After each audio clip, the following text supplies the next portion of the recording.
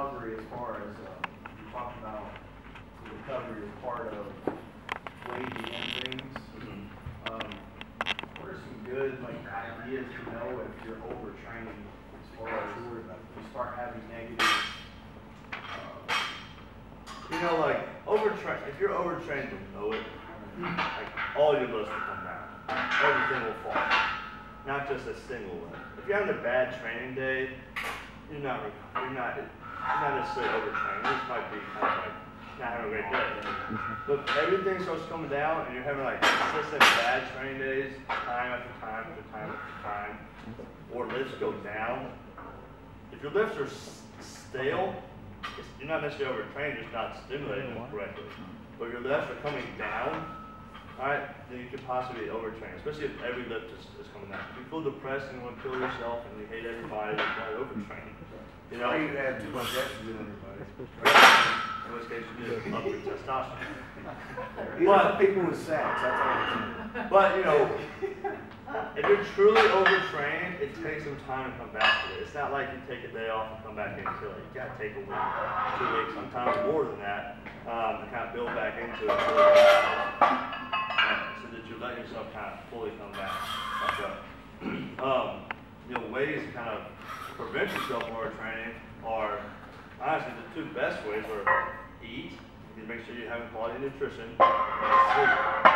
Your body's set up to recover. Your body's set up to recover on its own. We don't necessarily have to induce other recovery means into the body. Now, like I said, the Bulgarians, they basically do 2 days with a max effort Olympic lift plus a max effort squat lift on damn near every day. That being said, they also slept 16 hours a day and took a ridiculous amount of steroids. So, and a lot of them still got burnt out and got pushed out of the program. That was the way their program was meant to go. But, adding some recovery stuff, that could be anything from just massage. I swear, going out to the dog park a nice sunny day and just walking, getting outside, getting some vitamin D. You're stuck inside all day, go outside. Taking a bath. Just sitting down, chilling, listening to music, meditating. There's a whole bunch of different methods. Light therapy, aromatherapy, massage therapy, even going and seeing a hypnotherapist or a shrink. It's not crazy.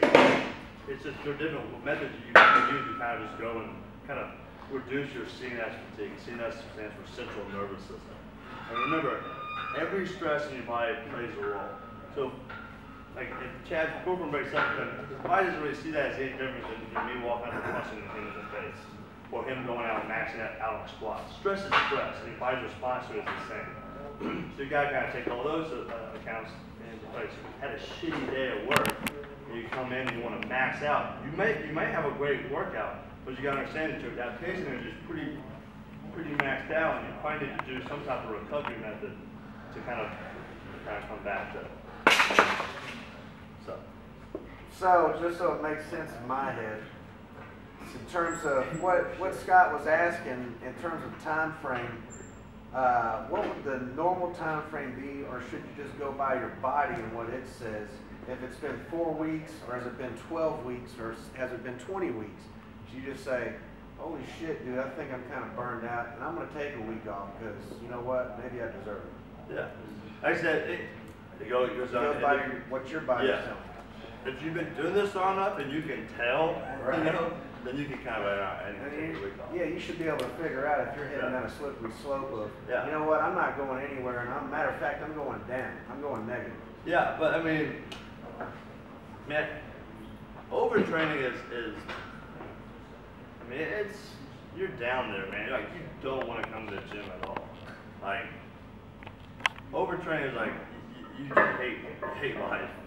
You're in such a fatigued state, you just become depressed. It's not fun. So, it might not be that you're just overtrained, it's going to be over-fatigued. Right. And so, stop maxing out every day, come in and do some sled walks, keep exercising, go do some sled walks, don't come in here max out, get some massage sessions, like you said, go for a few walks outside, do some recovery work. You'll find that helps out a lot. A couple of days a week, of doing that, you're just like, ah, go fine. Right. You don't really need like a whole week off or 2 weeks off. Right.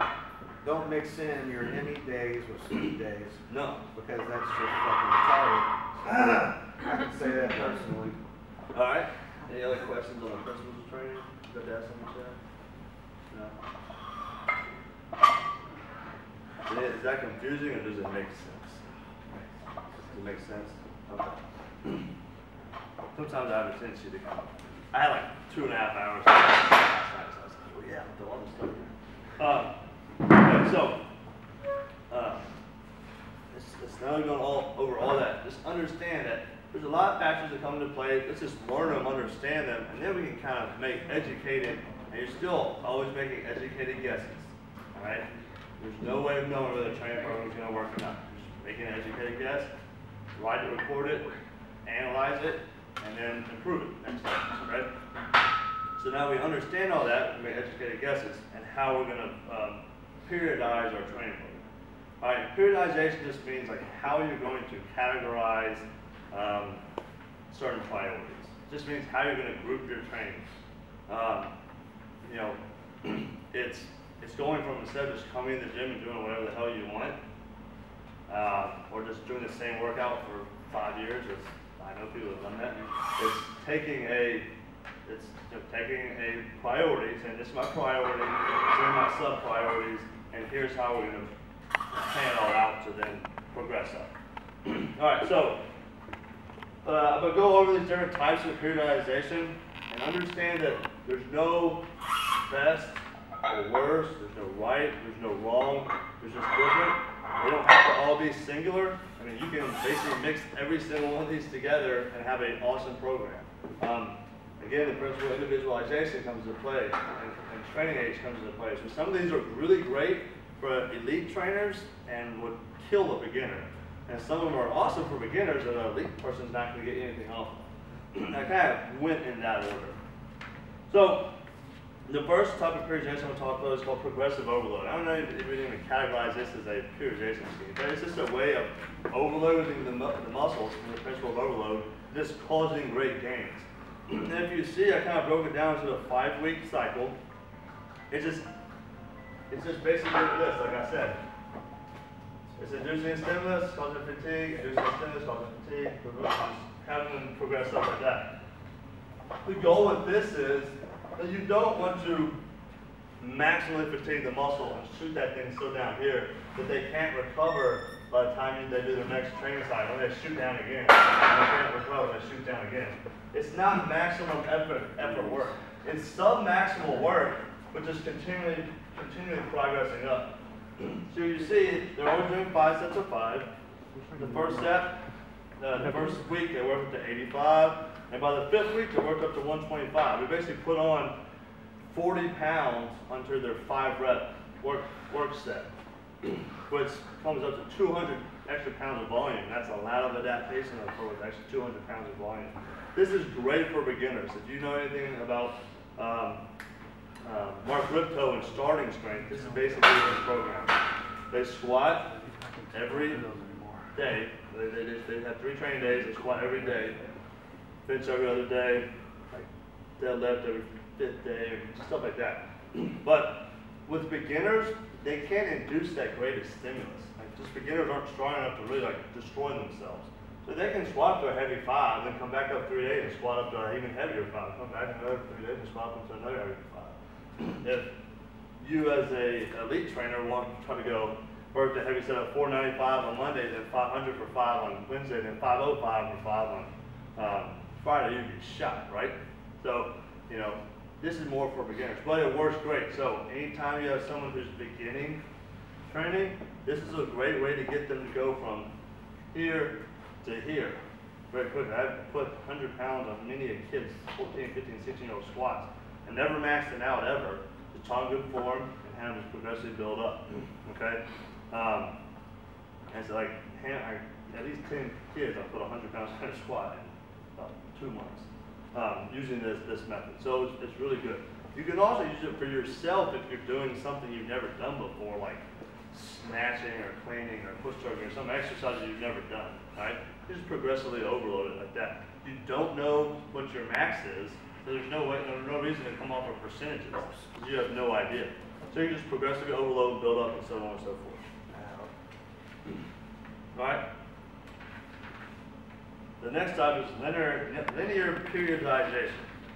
And this is basically just using the principle of volume and intensity and understanding that they're negatively correlated and building up through there. And you see, basically, we start off week 1, week 2, we go into sets of 10. Week 3 and 4, sets of 8. This is 6, 4, 3, 3, 2, 2, and then we have a competition. You see it starts off with very low intensity, no higher than 65%, but very high volume. Everything's 10 reps. All right? And then as we build up in intensity, and I start decreasing the volume. And then finally the competition, we come up and we take a first attempt at 97.5%, second attempt at 100%, third attempt at 102, or 105%. So people used to, back in like the 70s, 80s, when people first started powerlifting, this is pretty much what they used. They said, all right, I think I want to squat 500 pounds in competition, plug in 500 pounds, and everything comes out, and just build up through there. The problem with this is the hypertrophy gain in the beginning phases is usually lost by the end phases, okay? The power gain, or the strength gain in these phases will be lost by these phases. And so if you and basically what they would do is, after the 13 weeks, take a week off, pick a new goal, write it in, and just build back up like that, okay? Again, the problem with that is, you're losing your stuff as you go on through. And also, it's gonna wear your ass out doing that for 13 weeks straight and never taking a deload week. Okay? But still being said, you know, if you don't necessarily have a max or a beginner trainee, linear periodization will get you strong and will develop you. Another good thing is you get to do a crap ton of the specific exercise. So you learn a lot of repetitions, right? Lots of volume, doing all that, you learn the exercise, doing all that volume at the beginning, so that your form is pretty tight towards the end. That makes sense? So that's also called Western periodization. It's what we were using in the 80s and 70s to try and compete with the Russians who were kicking our ass in the Olympics and in power. So basically, people came up with the idea that, all right, this is kind of kicking our butts, and you know, we need some type of break from constantly building up like this. So what they would do is basically non-linear periodization is they basically put deload weeks in between. So you see now it's a little longer competition phase, but they build up to week 4 up to 75% or 77.5%. Then week 5 they drop down to 65%.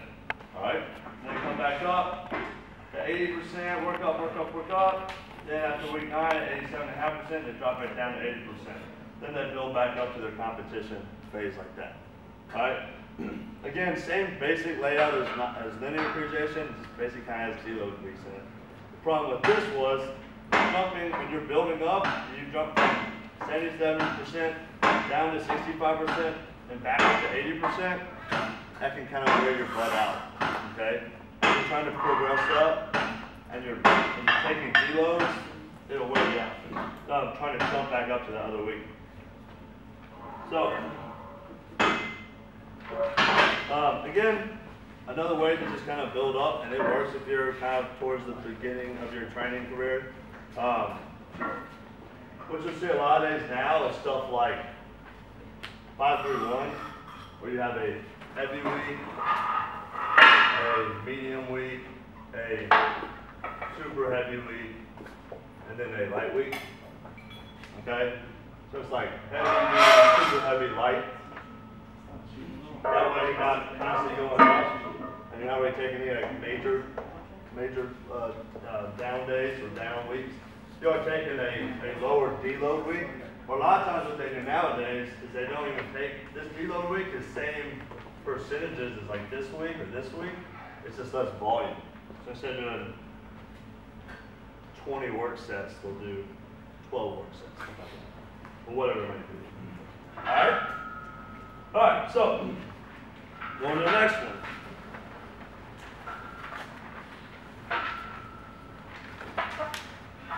All right, block periodization. Now, this is basically the same stuff I was talking about as far as micro, meso, and macro cycles. But you can see the first one, it kind of gives you an example of how the microcycles would break down into macros, or the macrocycles would break down into microcycles, and you have different phases.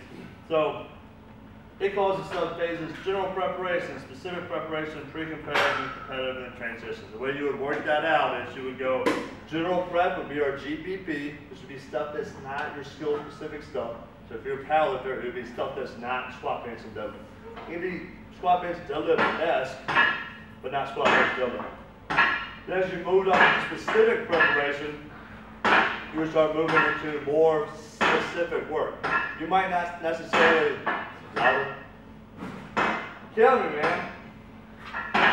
You might not necessarily be only doing squat, bench, deadlift, but you would start programming them into the program and start putting them into that phase of training, or stuff like that.